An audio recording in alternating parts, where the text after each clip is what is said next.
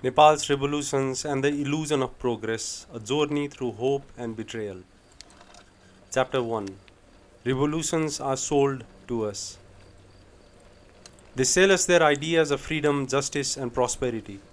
They portray that the state that we are in is to be evaded, and they are the protectors to help us evade our situation. The leaders make us their customers, and we demonstrate our support for them. We are hopeful of a better outcome. We have been promised of an ideal society for exchange of obedience. Revolutions are often made a tool to play on emotions of fear, anger, and hope. We have not been provided survival essentials. The government is robbing us of our freedom. We have been fearful of our state. We fear we will be left with nothing. We fear for our survival. We are angry at them. We are furious and are on the verge of exploding. They know about this. They want to use us as hand grenades to throw at the current leadership and overthrow them, to have themselves installed as the new authority. They show us an image of themselves as the savior. They show us an idea of change and a better outcome. This change is attractive. This change is what we did not know we needed because the current system has become intolerable. The intolerability of the current system might have been industrially manufactured for our viewing as well, or it might be real, but the change that they have promised is irresistible.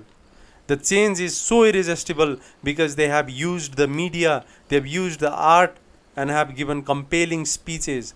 They create a romanticized narrative of the revolution's goals.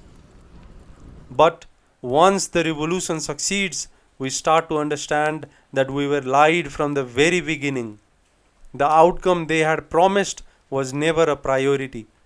But we have now become so invested in the change that we are tired to question its legitimacy and will do nothing but wait in vain for a positive result because they continue promising prosperity.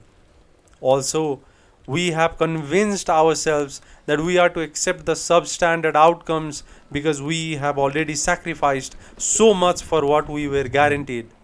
We will not admit that the revolution has failed because we helped them succeed. Chapter 2. Reframing of Power. They are now in control. They have replaced the previous authority with their own, but they know that they are no different. They do not care about us.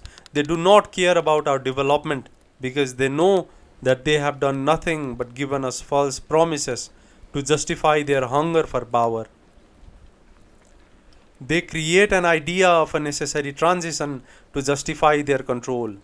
They want us to think that the less than ideal outcomes are compromises necessary for a better future, and that the present difficulty is a transition that has been created because of the evils of the past. They will keep on portraying how the past has ruined us and that the society has to stay in a challenging conversion. Their reframing of power will stay based upon their promises of a perfect future. They have created an illusion of freedom. We stay craving for it, but in reality, they are limiting the choices we can make. They are controlling our freedom under the excuse of protecting the revolution we were so readily a part of. In The Animal Farm, George Orwell, through his allegory of the farm, portrays how revolutions can often lead to outcomes that mirror or even worsen the oppression the revolutionists had promised to overthrow. We revolt against the power with high hopes and noble ideals provided to us by those wanting to control. These revolutionary leaders are the pigs in Orwell's fictional animal society. Over time, the pigs begin to adopt human like behaviors and start gathering privileges to live a lavish lifestyle. And by the end, the pigs become an equal to the oppressors that they overthrew. They become corrupt and fail to deliver on their promises of equality. Like Orwell said, all animals are equal, but some animals are more equal than others. Chapter 3: False Promise of Revolutions, Nepal. Nepal has experienced a series of revolutions starting from the overthrowing of the Rana regime in 1951 to the political movements that ended the monarchy in 2008. Each revolution that we have been part of were fed to us with lavish promises of prosperity, modernization, equality, and many forms of freedoms. None of these have materialized until the present. The people of Nepal have been provided with false promises of a better future, but we have been stuck in a difficult cycle of poverty, instability, and a never ending corruption.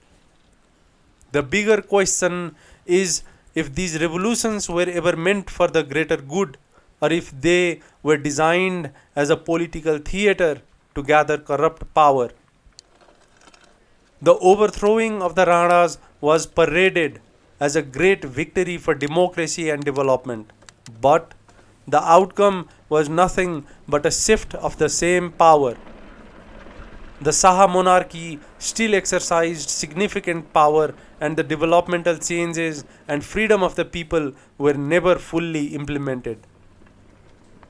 In 1951, the fall of the Rana regime was seen as a victory for the people. However, the Saha monarchy and a new political elite in Congress quickly filled the vacuum.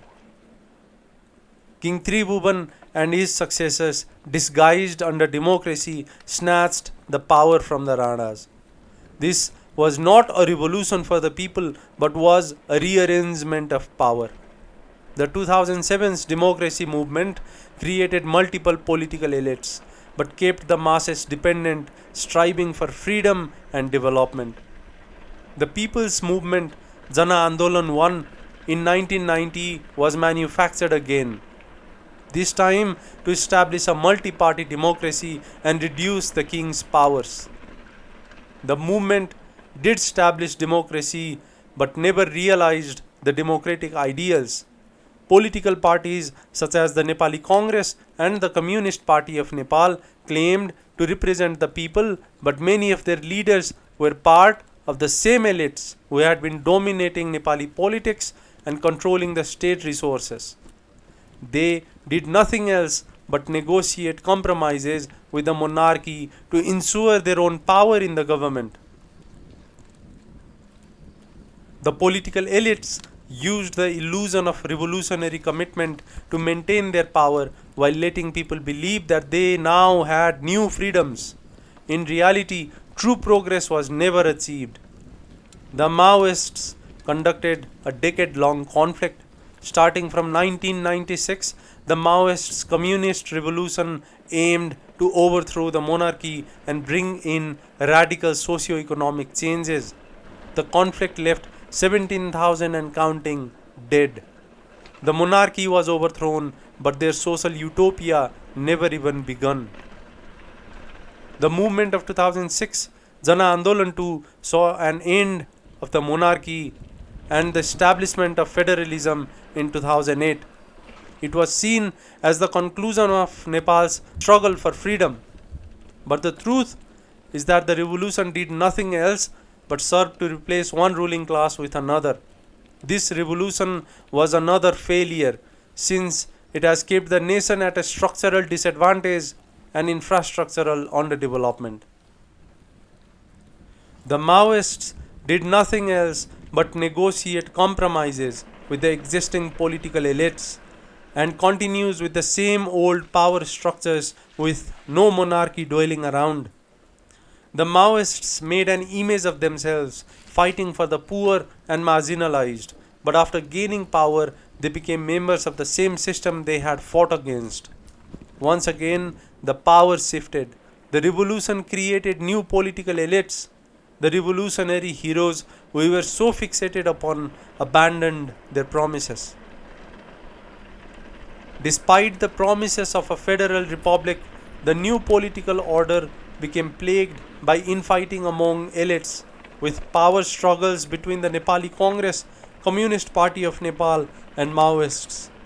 Development projects stalled, and the elites continued to benefit from political instability while the general population kept on suffering. The same issues persist. We are still in a cycle of political corruption, individual economic insufficiencies, and underdevelopment. This begs a question: where the Nepalese revolutions merely distractions from the real issues, keeping us hopeful while the power elites performed faulty control changes.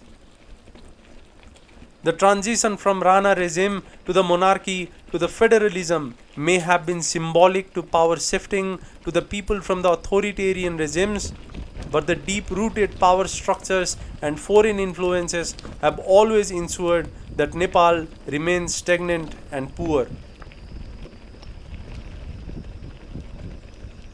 Chapter 4: Role of Political Elite, Illusion of Change.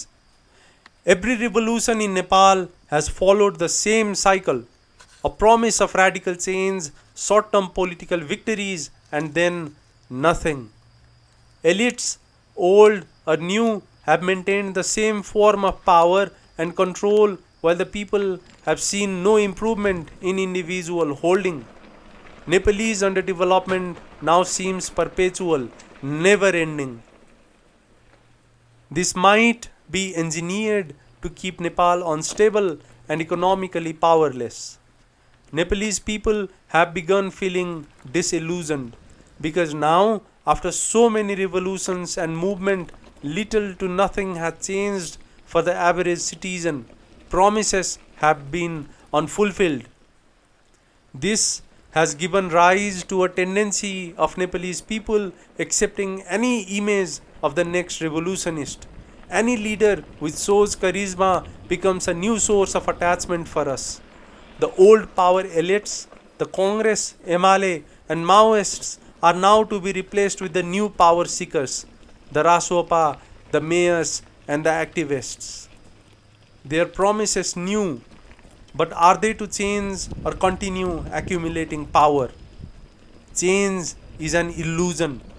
The political elites have consistently positioned themselves as the champions of revolution.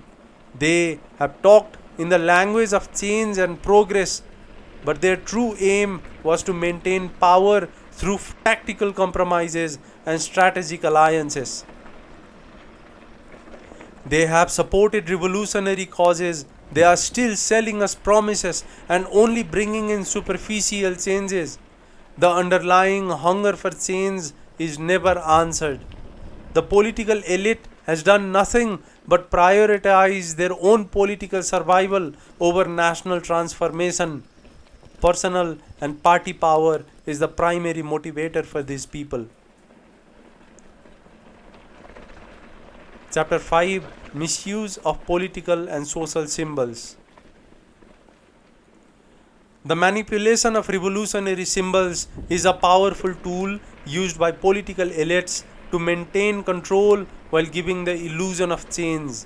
In Nepal, these symbols, such as martyrs, national heroes, and the language of freedom and justice, have been co opted by those in power to further their own agendas, often betraying the original spirit of the revolution. Political elites often use revolutionary symbols to create emotional connections with the masses. By invoking the memories of martyrs or glorifying past struggles, they rally people behind them while masking their true intentions. These symbols, which should represent genuine struggles for justice and freedom, are often used to legitimize the elites' continued hold on power. While invoking revolutionary rhetoric, they remain complicit in the very systems of corruption and exploitation they once fought against. In Nepal, martyrs from the people's movements Jana Andolan 1 and 2 and the Maoist insurgency are celebrated as national heroes who sacrificed their lives for freedom and democracy. However, political elites often use the memory of these martyrs to manipulate public sentiment and divert attention from their own failings. Martyrs like Gangalal Sreshta and Dasrath Chand, who were executed during the anti-Rana revolution, are regularly invoked by politicians to suggest that their struggles continue in the present political context. Yet, the same politicians often fail to deliver on promises of justice, development, or good governance. While these martyrs are glorified in speeches and public ceremonies, their sacrifices are often used as mere propaganda tools to deflect criticism from the elites who continue to exploit the population. The language of revolution, words like freedom, equality, and people's rights, is another powerful symbol manipulated by elites. After gaining power, leaders often continue to use this language to justify their actions even when their policies contradict the original revolutionary ideals. Monuments and memorials dedicated to revolutionaries often serve as focal points for public memory. Tunikhel, a historical public space in Kathmandu, has witnessed numerous protests and revolutionary events. Statues of heroes from the Rana regime, people's movement, and Maoist insurgency can be found throughout the country, creating a visual narrative that connects today's political elite with the struggles of the past. By surrounding themselves with the symbols of past revolutions, political elites position themselves as inheritors of these struggles, even if their governance contradicts the principles those heroes fought for. Over time, the ideals that fueled revolutions such as equality, social justice, and freedom become distorted by elites. They take the original message and twist it into something that serves their interests. After the Maoist insurgency, the movement's message of class struggle and empowerment of the poor was diluted. Former Maoist leaders, now part of the ruling class, shifted their focus from radical transformation to personal and party power. Yet they continue to invoke the struggle for equality in public speeches and campaigns. The same Nepali Congress, MLA, and Maoists who originally made us believe that they were fighting for our freedom have now been accused of numerous corruption scandals that have favored them and their party. Beyond historical symbols, elites also create new cultural symbols to perpetuate their hold on power. They might sponsor festivals, rallies, or media campaigns that celebrate revolutionary anniversaries, but these celebrations are often devoid of true revolutionary spirit. Anniversaries of major events like the People's Movement or the signing of the Comprehensive Peace Agreement are often marked by ceremonial events where elites deliver speeches about progress and unity. These events, however, are largely symbolic and fail to address the ongoing struggles of the people. By turning revolutionary figures and symbols into sacred entities, elites make it difficult for people to criticize the current political order without being seen as disrespecting the revolution itself. This tactic ensures that the myth of the revolution remains intact, even when the revolution's goals are not being achieved. In Nepal, questioning the effectiveness of the post 2006 political changes is often met with accusations of undermining the sacrifices of those who fought in the people's movements or the domestic war. This stifles dissent and prevents meaningful dialogue on how the current political order may be failing the people. They punish us if we speak. We have been time and again ridiculed and left alone. Chapter 6: Why Continuous Underdevelopment. A weak, economically dependent society is easier to control and govern, as elites can distribute benefits to those close to power in order to secure loyalty. In a nation like Nepal, where poverty and underdevelopment are widespread, political elites use resources like land, foreign aid, and public sector jobs to keep the people dependent on them. Instead of fostering true economic independence, they ensure that the majority of the population remains reliant on government assistances. The political elites will align themselves with foreign actors and keep Nepal's development dependent on foreign aid and investment. Internally, the citizens will remain reliant upon aids and help from third party entities and will never be liberated or have any energy to be liberated. Each revolution in Nepal has been led by elites who use revolutionary rhetoric to gain the trust of the people, only to perpetuate the same systems of exploitation once they assume power. The cycle of hope, disillusionment, and control is repeated as the elite class chooses every revolutionary movement for its own gain. The true legacy of Nepal's revolutions is not the empowerment of the people but to perpetually continue elite rule disguised as democratic progress. This manipulation ensures that Nepal remains trapped in a cycle of underdevelopment, with each revolution serving as a mechanism to reset public expectations without truly changing the status quo.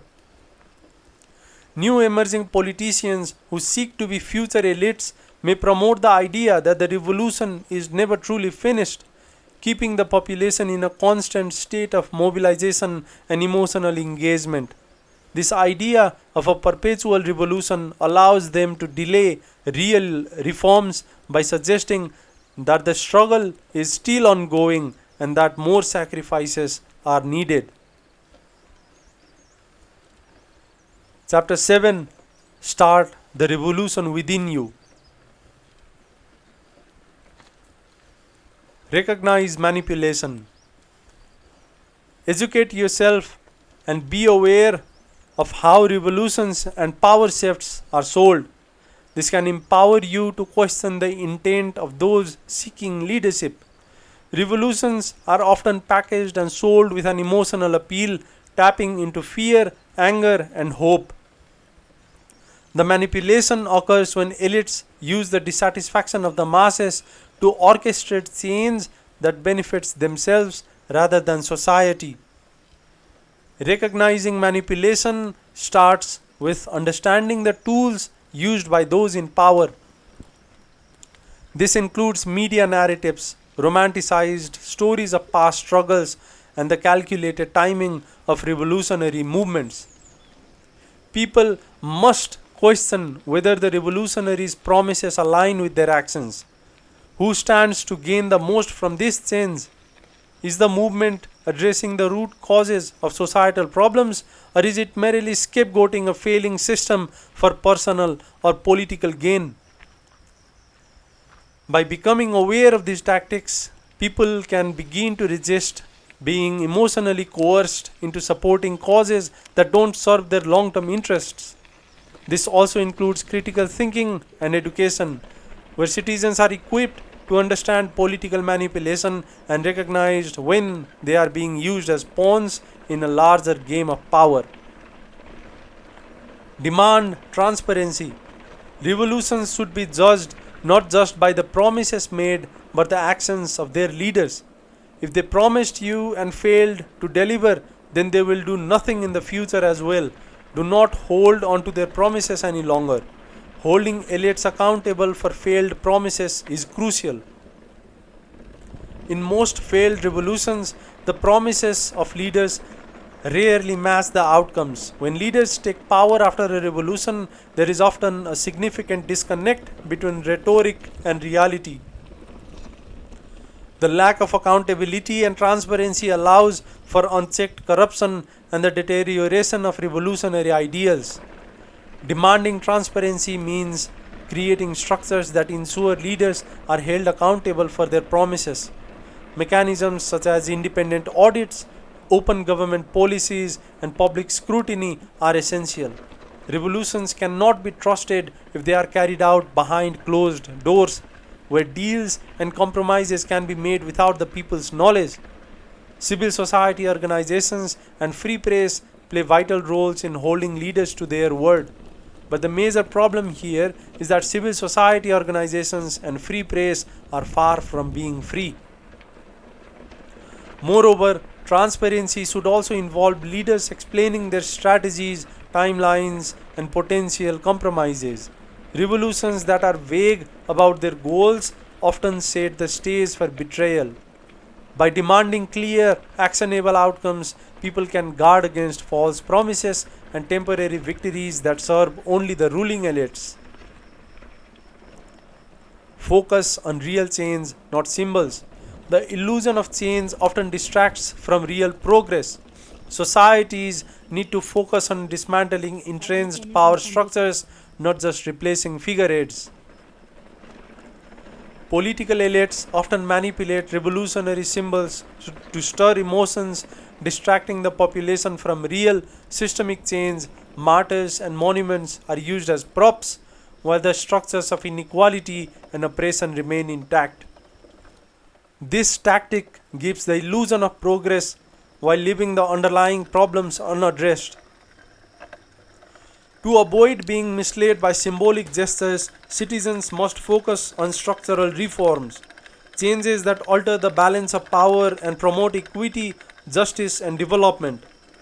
A genuine revolution is one that challenges the economic, social, and political systems that perpetuate inequality.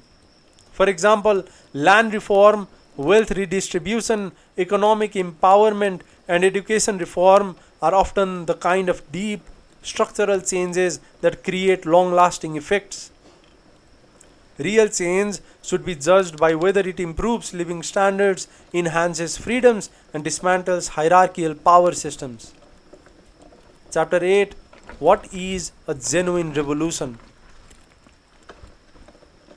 A genuine revolution does not just replace one elite group with another, it transforms the underlying problematic structures of society to create a long lasting positive change.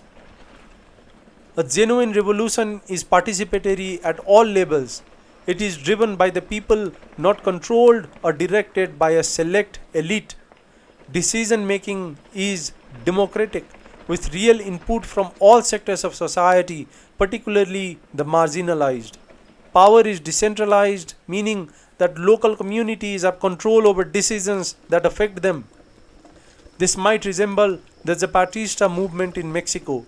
While focused on creating autonomous, self sufficient communities rather than seeking control of the national government, they established systems of participatory democracy, ensuring that everyone had a voice in how their society operated.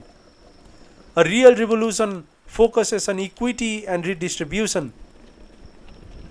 True revolutionary movements focus on leveling the playing field, not just politically but economically. This involves the redistribution of wealth and resources to address the entrenched inequalities that led to the revolution in the first place. For instance, land reforms or wealth taxation that benefit the majority rather than the elite. A strong historical example is Cuba's revolution under Fidel Castro, which led to widespread literacy, healthcare reforms, and redistribution of land, although it also became controversial in terms of freedom and governance. While it had significant flaws, particularly in terms of political freedoms, its early years focused heavily on redistributive policies that benefited the majority of the population. A genuine revolution must step up mechanisms that prevent the new leaders from becoming corrupt or autocratic. This can include independent institutions, checks and balances, and a free press that monitors the government's activities. Revolutions that don't put such systems in place often spiral into authoritarianism or corruption. One of the most successful examples of accountability in revolutionary movements is South Africa's transition from apartheid. Nelson Mandela and his allies ensured a peaceful transition through transparent negotiations. The Truth and Reconciliation Commission was an innovative step in addressing past injustices and holding individuals accountable without resorting to retributive violence. This process created a more stable foundation for the new democracy. Revolutions that succeed in bringing about lasting change must have a long term vision that extends beyond the immediate overthrow of an oppressive regime.